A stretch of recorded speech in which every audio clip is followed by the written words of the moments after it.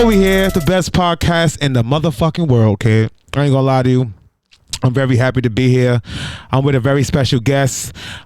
She's back again for the second time. But to y'all, this is the first time, you shit me. The one and only Shatema. Shatema. Yo, what's good, B? You know, I'm here. I am excited to be here. Thank you for having me. I just appreciate the invitation. You know, I'm very humbled. You know, I ain't gonna lie to you.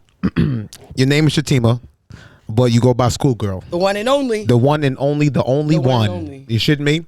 Talk to me. How did you go about that? Listen, the Schoolgirl, you know, it's important to brand yourself, right? Right. Originally, the name just was dubbed on me, right? I used to come home from Virginia Union with my little schoolgirl. That's where you from, Virginia? No, actually, I'm from Harlem. Okay. Let's get it correct. Let's put some respect on that. My fault. Hello. Okay. But I went to school, HBCU. That's Virginia fire. Union University. That's fire. When I would come home, I'd be in the neighborhood. I'd be like, yo, hey, what up, schoolgirl? And I'm like, I liked it, you know? That's fucking fire. And when it came time to, like, make a Twitter name, you know what I mean? You want to go sense. in the bag. Like, I didn't really have, I was like, what should be the... And then it was just like, the schoolgirl. That's what's that up. works. So what's up? All right. So tell me about yourself. Where did you start? How did you get into school? What did happen after you left school? What are you doing now? I want to know everything about you. Let's go. Let's do it. I wouldn't say my journey is within, like, education, being a student in the institution. Right. Because I've been a student on so many levels, like student of the streets, the conscious community, student within institutions, all that. But I am an educator right now. Right. Working as an educator at KIPP, which is a really amazing charter school. They have schools all over the nation. I happen to be at the one in the Bronx. And I'm teaching a class called Cultural Exploration. Yo, we spoke about that, and we got to get into that. First of all, how did you even get your own class? Because I believe that you created that class, correct? I did. Jesus, because put some right there. They've had that class, you know, and I'm super excited. I had to figure out my space. Like, you got to find your lane. Yeah. Within anything you're doing, within any industry. And I'm like, I've been in education for about 7 years. Yeah. I was second grade teacher. I taught as a substitute, all type of things, right? So I'm like, what do I like to do? I like enrichment. I love geography. I love traveling. And those two things, I really had to figure out how to merge that, like package it, bulk that up, and sell it to a principal or a school and say, hey, this is what I can do. Cultural exploration is an idea of understanding history, traditions, and their values throughout a way of, for example, right now we're learning vexillology. I'm sorry. Have you ever heard of vexillology? Yeah, you're going to have to elaborate. Let's do it. These are middle schoolers. They're learning vexillology. Pay attention. Which is the study of flags. That's and understanding their symbols, their meanings behind them. And through that, you get to really understand these nations and their traditions. So now we get to embark on, like, Nordic flags, like Finland, right? They have that cross in it. You'll see that a lot. Yeah. And why they have these families together. Like, why do you always see the cross in a Nordic flag? What's a Nordic flag? Denmark, Sweden, Finland. You'll see that same symbol. You know, what does that mean? So we're getting depth into that. That's dope. That's dope. How did you take that outside the classroom? Exploration of cultures. Ooh. Listen, this summer I went to Africa. Oh, God. That is my best accent. Yes, my brothers and sisters. Hey. Amen. You know, like, being able to go to different countries and experience their cultures, bringing that back into the classroom. Right. I went to Ghana, and I was able to do an amazing wellness event at a school there. I taught them tic-tac-toe. They didn't know the tic-tac-toe game, and we did, like, an extreme version of what that looked like. And those are some of my things and how I bring cultural exploration together. We went to Zanzibar, then flew over to East Africa, and were able to just really figure out how we want to incorporate community service in those areas. You know? So. And you did this with your non-for-profit? Yes, with the Schoolgirl Incorporated. You better know it. How did you start your own non-for-profit? Well, it's important to, like, do the paperwork, right? So you got the idea. You need to lock in the official things around that. So getting the LLC was the start. Right. And first, you got to just take yourself serious. You know, you got to commit to your word. If you're interested in doing something, do it. And that's really the reality. I wanted to figure out how I make my lane in the community, what would be the name of my business. And I'm like, you know what? The Schoolgirl is already lit. So I might as well just go with that. And from there, it's just the paperwork, the belief, having people that stand behind you, right? That 501(c) is important to incorporating yourself to get those tax exemptions. So, for example, flying to Africa for business is a tax deduction, right? Because I went there on a business opportunity, you know? So with that, I'm able to deduct that on my taxes. I'm writing that down. Writing that down. Thanks. Little things like that. No, but yeah. Have you ever faced a challenge that you were appreciative of that helped you learn and grow from? Yeah, like there was a time where I put a lot of energy into, I want to say, a life coach, right? Okay. And she gave really great lessons and values about unconditional love, you know, erasing your book of anger, right? Or just valuing justice and peace and fairness. And it didn't really work out well. You know, I found that... Yo, I thought this was going in a different... it's going left, right? It was a challenge. Here's the challenge. I heard peace, justice, love, serenity. Yeah, the challenge it didn't work, nigga. That it felt like a money grab at the end. Oh, right? no. It felt like I learned a lot, but the challenge was being able to, like... apply it to yourself? Recognize when someone is taking advantage of your kindness, you know, and your ability to be a student. Sometimes people take advantage of that, and what that looks like is, you know, being disappointed in the teacher sometimes, you know. So those challenges are important because you have to really still understand how to love, right? How not to shut yourself down and be still open to coaches, right? And still open to different opportunities for people to teach me things. So you down for the coaching. You just want to make sure that it's for the right, has the right purpose behind it, right? Yeah, you gotta be genuine, you know? I felt that. And that's what the Schoolgirl Incorporated is all about. It's about genuine community service. It's about inspiring progress, and 1 ounce of positivity, right, has a ripple effect. And we can change the energy and vibration of the way we all think and the way we all move. Okay. Yeah. So in your industry, right, I felt like you would inspire a lot of young black women, a lot of young black girls to do what you're doing. Is this something that you would, some type of advice you would give them starting in your industry, you know? Yeah, it would be stay creative, right? Like, I'm going to speak on that too. You got to stay creative. You got to do so many things, right? I think recognizing that there are no limitations, right? Obstacles are going to be there, but those rocks are put there for a reason, right? Yeah. And it makes you stronger. And within the industry of education, you know, you have to really use your voice. We tell our students to use it, especially as a teacher. You be like, use your voice. And then some teachers are in those professional developments not using their voice. They're not asking, what are other opportunities in this building that I could really like figure out how to get into?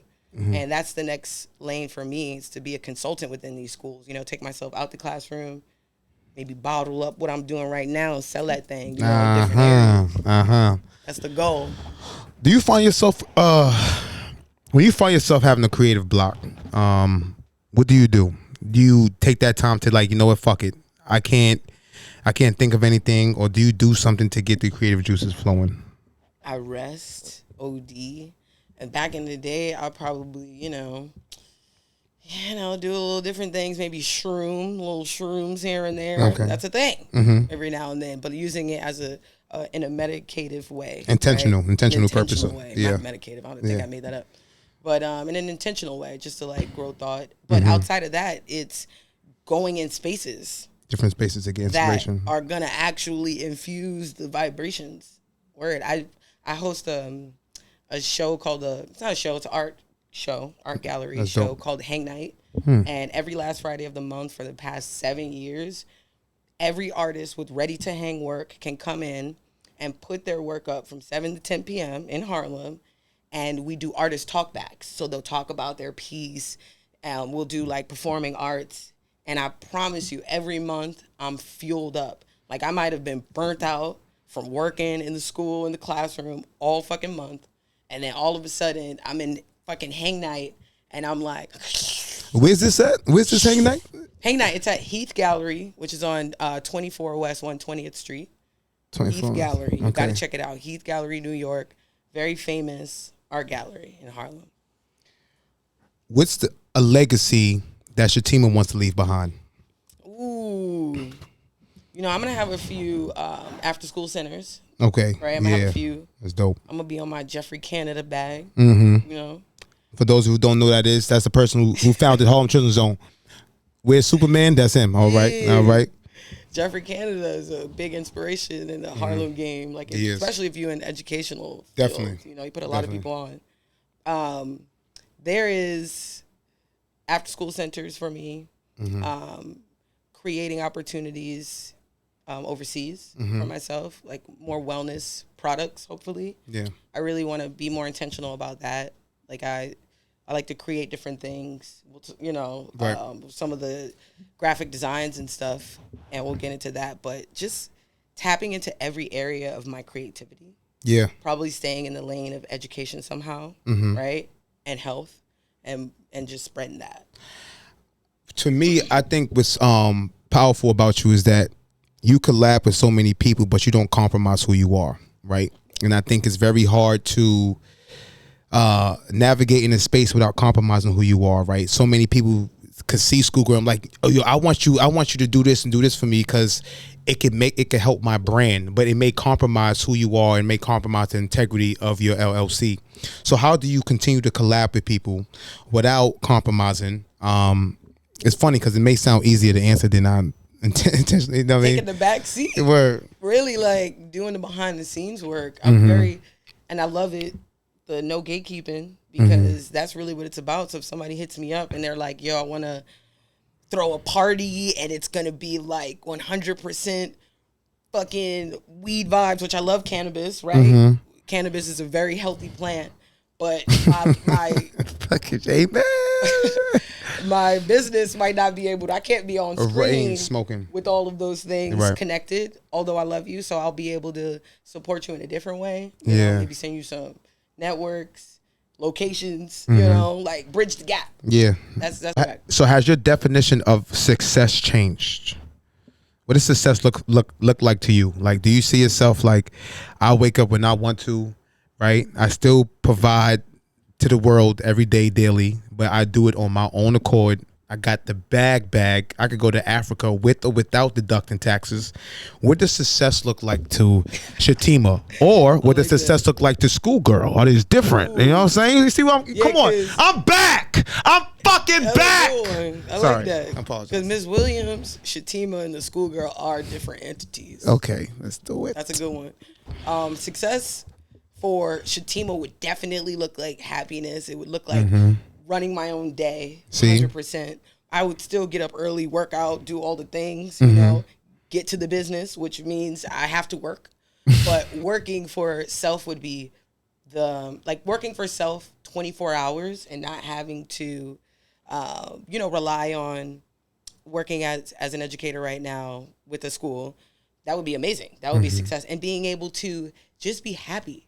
There's a place in Bhutan, South Asia, where their currency is connected to their happiness. It's not on GDP. Check that out. It's Bhutan, South Asia, right? They're a very small country. Yo, what? In the Himalayas. Yo, I would be a happiness. Billionaire. So if they're not happy, they broke. Yo, we figured out. World, we figured it out. Yo, watch the whole thing. Oh shit! So if you're not happy, where's this place at? It's in South Asia. It's in the Himalayas, right? You travel, boy. Near Tibet. India, like over there near Nepal. But these are what my students are learning about. Wow. They learn about, because Bhutan has one of the most unique flags in the world. So vexillology is the study of flags. So I get to tell them about this. So they have this dragon. The dragon's holding these jewels. It's like orange and yellow. It's fire. Very unique flag. It's fire. But yeah, happiness, they're 99% Buddhist, right? Mm-hmm. So it's very intentional on spirituality. Meditation. Mm-hmm. Right? What does happiness look like? Being grounded. What does happiness look like for you? I'm going to be honest with you. I am fucking thrilled to have you on this couch. And I took it for granted. I'm going to be honest with you. I took it for granted. And I don't know. I think when I was seeing you, I was on the city bike and I seen you and yeah, called me. I was so fucking happy to see you. But it was just a confirmation that things were lining itself back, right? You already told me that you was coming coming back to let me interview you. But to see you in the street, like, it was just like, yo, and and now I'm taking it more personal. I think that happiness is minute, and I like to keep it very minute. I used to put my happiness on such a big scale, but so many things could go wrong to fuck up that big success, where I just start to make small little minute happiness measure marks, right? I got you on this couch. I'm fucking thrilled. Okay. I got another guest coming. I'm happy. Capo let me in. Shout to fucking, yo, we here live at Capo Spot. Yo, shout to Capo, man. I ain't gonna lie to you. Shout to my boy, but I'm happy. He provided me a space. I'm trying to make, you know what I mean? Like, yeah. I'm happy you asked that, yo. Because I'm gonna be honest with you, it's very easy to be mad, right? And if I was living in Bhutan, I'd be broke. In that space you were talking about, I would have been broke. I would. It was a, and then to your point, right? How do you maintain your happiness in the midst of negative things around you, right? Because the reality is, I couldn't control shit. Yeah. It was out my control, but I was mad about it. And why am I mad about something that I can't control? And it was beyond me. And I stayed mad. So I was watching Harry Potter, right? I was binge watching shit all weekend. It was Deathly Hallows Part 1 and 2. Long story short, nigga was holding the Holy Crux on his chest. It was weighing him down, and they was negative, like the Horcrux or whatever, the shit that Voldemort, whatever. And it was every time they wore it, they became negative, and it was like, yo, I was wearing this shit all summer, real shit, and it won't hit you, but you're not in control. And I don't know, it was definitely some learning lessons this summer. I would say I'd be trying to be comfortable with being uncomfortable. Yep. Right? Because there are going to be a lot of uncomfortable situations. How do you find that balance within that? Knowing you're not going to always have things in control. Knowing that people are not going to always react the way you want them to. Mm-hmm. Right? And how do you find the comfort in those uncomfortable moments? I think that's been my best way of just getting through uncomfortable shit. Mm-hmm. Just being ready for the unexpected and having the right mindset. Like, I thought about like how I react to things, right? Being with Basil and being without Basil, right? Nickname, right? And it's like, damn, from 8 to 5, I'm off Basil. So it's like, how do I handle things while being off Basil? And I'm ready to slap the shit out of you. You know what I'm saying? And it's like, I'm sorry, but the reality is you're a professional. And you're off Basil the majority of your life, of the time of the day. So you have to learn how to navigate through the world with these unexpected things. It is. And you have to react to them a certain way. You can't, it's tough, right? Because it's like, yo, you disrespecting me? Listen, I slapped the shotty. I like, yo, are you serious? But then it's like don't play with me. But then it's like, yo, what does slapping the shit out of him do for you, right? It's like, yo, are you trying to like get your respect back for yourself? Does that even exist? Then you start to think like, oh shit, like all these like illusions in your head that like fuel the anger. It's so many, seeing young black kids in Africa, right? Are they like, what are some of the most humbling things that you've seen in there that some of the kids you teach in New York, right, need to know, right? Like, how privileged are they? And like, you know what I mean? Like, anything? Hey, there were lots of things. With the African accent. No, the young people at the school, and I don't want to say the school's name wrong, but we'll talk about it later. Okay. It was a junior high school, though, in Accra, Ghana. And those students were so humbled by just having us in the space. Mm-hmm. They are in a building with no windows, right? So they have classroom structure, you know, like a building, but there's no windows. You know, there's no turf grass that we might have in our lovely Bronx schoolyards, you know, because there's some nice schools in the Bronx. I'll tell you that right now. Don't get it twisted. Mm-hmm. And they spend a lot of money on those. And I want students in New York to understand that. So, for example, when we're taking out our Chromebooks to work on online on a specific site, like I use Kahoot a lot but I pay for the subscription, so it's a whole different level of getting data. With that, I always say, guys, this is a privilege, you know, opening up this Chromebook. So when you have those moments where they're like, you know, doing the most, not taking care of technology, I bring that up. Or when it's, Miss Williams, I need a pencil because this one is a little dull. I'm like, there are kids in Africa that we just brought pencils to, and they really don't have book bags or pencils or opportunities in different ways, like after school centers and all of that. So I want students in New York to eventually be able to see that, though. You know, to be able to see, oh, now they don't really even have a schoolyard. What do they eat? You know, they're eating, they don't have a cafeteria. You know, this is a building where on the side you might have two women with a large bowl, hot pot joint making the food. Yeah.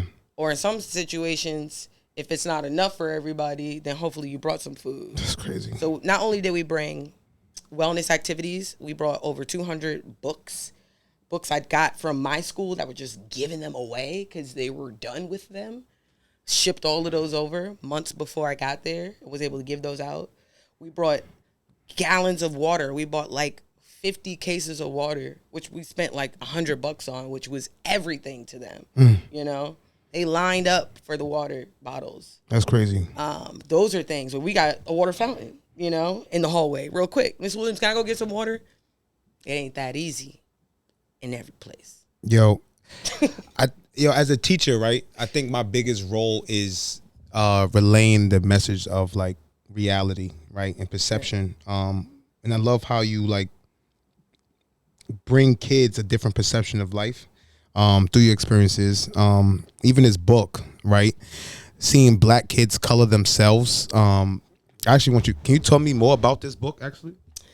This was a creation of, you know, that spark of creativity, like, yo, just get it out, you know. And I wanted a coloring book that looked like melanated people, that looked like me. And I couldn't find any, you know, that felt genuine. And I decided to figure out how to create that on my own. Yeah. This is in 2022. I put out The Hue of Melanin, and it went crazy. And I had to learn that, though. Yeah. You know, YouTube School helped me with that. I was able to figure out the software, like going on BookBolt. BookBolt is a really great software that helps you capture whatever images that you wanted, text, and they put it into the format of a book to be ready to publish. And let's say you don't have the money. I didn't have money to make 100 books, you know? So I had to find another website that's going to print the books and ship it out. I ain't gonna lie to you. You got a lot of like, you know, like you got a lot of ways of not spending your own money. You got to figure the things out, man. You got to keep it close. And then I went to Amazon Kindle KDP.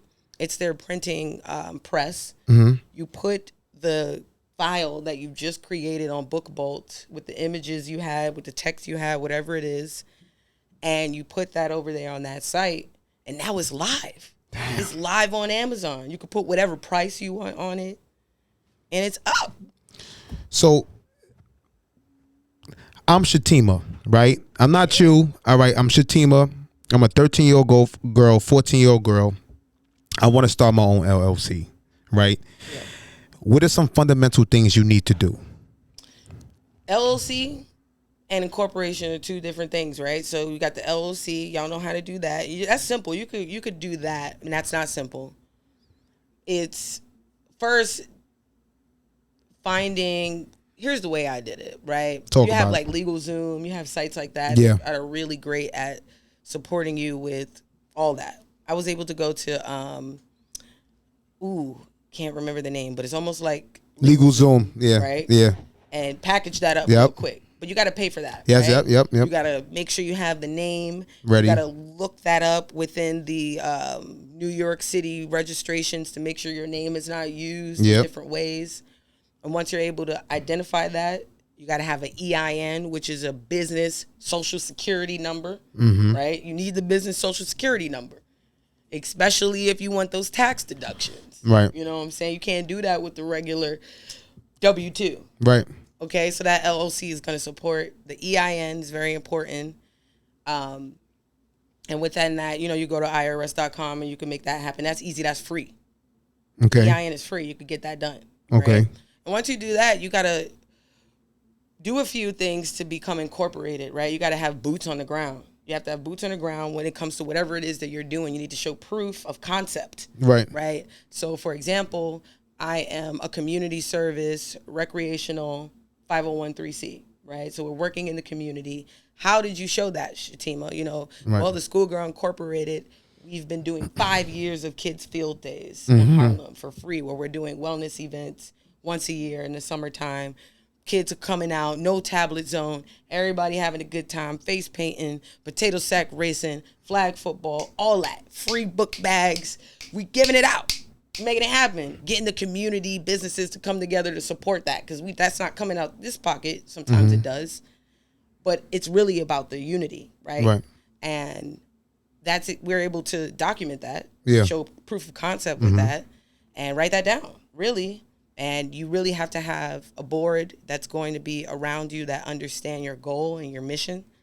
I have a really good friend named Shaquana Darden. She's now at Princeton. And she's my CFO, actually. Wow. And she's an amazing support in navigating grants, for example. She helped us get our first grant with the Department of Youth and Community Development, which took going on a website called Passport. Passport.gov is a place where you can find contracts that the city is needing, right? The city needs a service. The city needs something. So they'll put the contract out. And usually they're doing it through this website, Passport. And you can find whatever. If the city needs toilet tissue, the city needs this. The city needs electrical work in the library. They'll let you know. Yeah. And you got to bid on it. That's pain. And bidding on that takes time. It takes effort. You got to answer the questions. You got to sit down. It's tedious. That's a lot of energy, And as a teacher, I don't always have that time to do that. Same. So it's good to have a board of people who are on board. Around what you get. What you got to have a board of people on board. I ain't gonna lie to you. You got to have your bylaws, right? Systems in place of what are the strategic things that we are going to adhere to. If we are going to stick to a schedule of meetings once a month, whether they're on Zoom, over the phone, whether we flew to Ghana and had our meeting. Right. You heard? I hear you.